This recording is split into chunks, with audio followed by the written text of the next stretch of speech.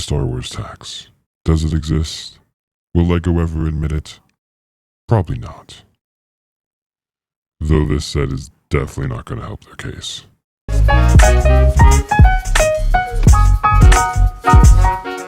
Hello everyone, MSW here, and today we are looking at the LEGO Star Wars set number 75401, Ahsoka'S Jedi Interceptor.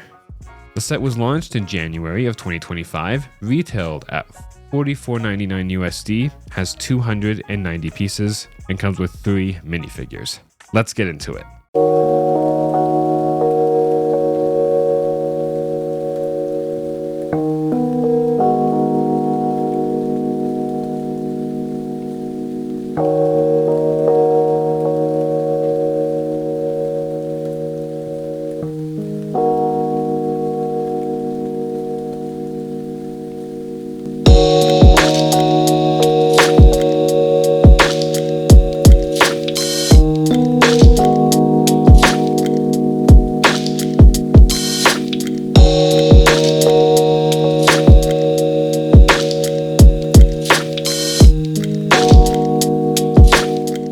So, usually when you build a LEGO Interceptor, it's kind of a unique experience, specifically for me.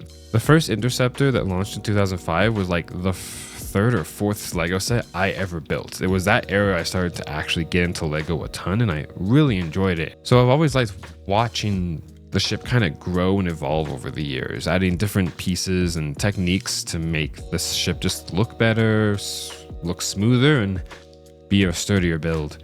And this one's no different. The use of Technic to connect the wings to the base is really nice. It makes the set feel really solid and a lot more sturdier than past sets. I think that the building age of 8 and up makes perfect sense. That doesn't surprise me. When building the set, it feels like there are some really good building techniques introduced in this that are a little more complicated, but it's not too much that it would overwhelm a new builder.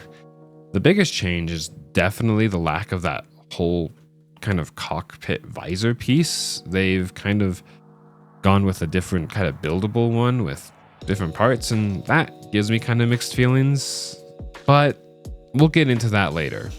Now, let's look at the minifigures. First, we got Ahsoka. And this is probably the highlight minifigure of the set. Having a new Ahsoka in her later Clone Wars outfit before she leaves the Jedi Order is well overdue. It's been years since we've gotten one of those, and I'm happy to have that version in my collection now without having to pay a fortune. The use of the shorter bendable legs makes a lot of sense for her character, and the printing on the legs and the torso look amazing.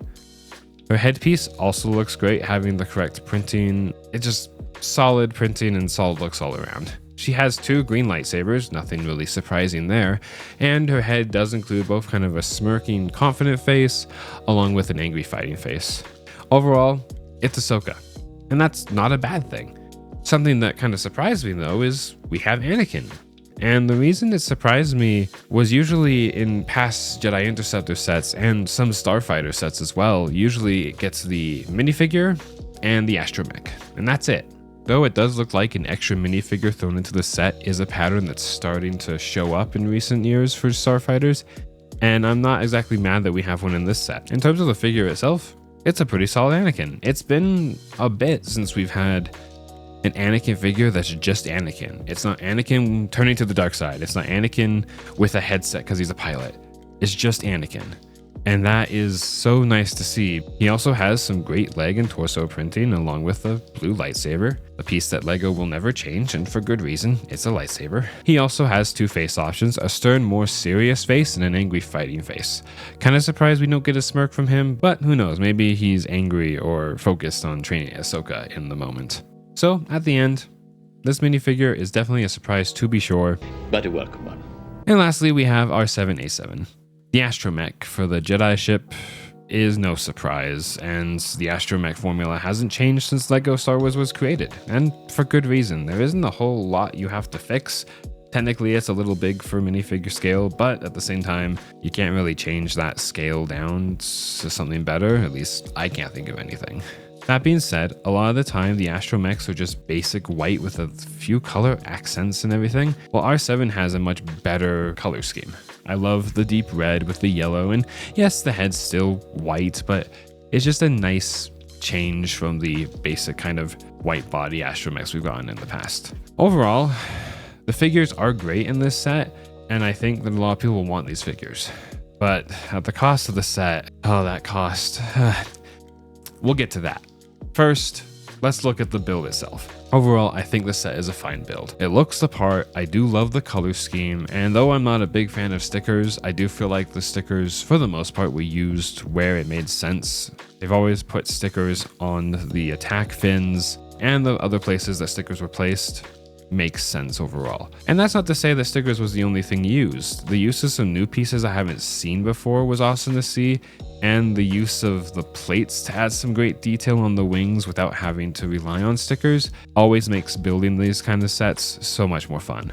So overall, in terms of looks, I can't complain. The ship does have a lot of fun play features, including 2 spring-loaded shooters on the bottom. The wings fold out, like they always do on a Jedi Interceptor, into full attack mode. One of the best parts of that set. The cockpit does open up to allow Ahsoka to pilot the ship. There are 2 clips on the bottom to hold her lightsabers or extra spring-loaded shooters, and there is of course a full spot open for R7 to take their support spot as in the astromech. So overall, great play functions and overall good looking. But the biggest change they've made compared to previous sets in the past is a more buildable cockpit. It used to be that it was just one solid piece for the whole cockpit. Now it is half a cockpit piece with the rest of it being buildable bricks. And I have some mixed feelings about that. On the one hand, the rounded back, it does look more accurate to the actual ship. So for accuracy's sake, it's kind of nice. But on the other hand, there are problems with it. The random gray piece on the top kind of ruins that whole smooth finish they were trying to go for and makes it really not worth it, in my opinion, if you're going to include that random bump. And of course, the biggest issue, in my opinion, is now that when the cockpit opens, the whole front screen opens up as well. Not only is this a less accurate take on how the cockpit opens on the ship, which the previous models got right before, but it also means that my muscle memory of grabbing the ship by the front and back now makes me almost drop the set and break it because the visor just opens up. There's a lot of other details and differences in these sets. Make sure you subscribe because I have a full comparison video comparing this one to the 2020 version in the works. So please subscribe and make sure you hit the notification bell so you'll see that video. Now, all that said, I do think that the look of the set is awesome. And as someone who has the Jedi Interceptor at like the top of my favorite Star Wars like ship list, I am always happy to get a new Interceptor set, especially one this detailed. That all said, can I recommend the price?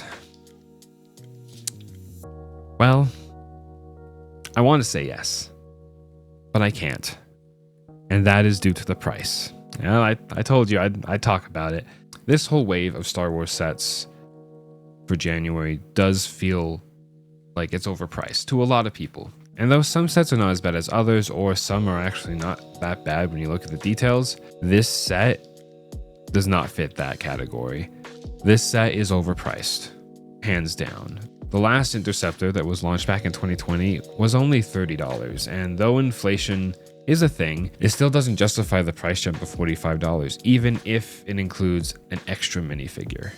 Even last year's Bob's Jedi Starfighter, which cost $40 with over 300 pieces, felt like it was still a decent set because the ship's just bigger. Well, this set is a whole $5 more with less pieces in it. And for a lot of people, that's a really hard pill to swallow.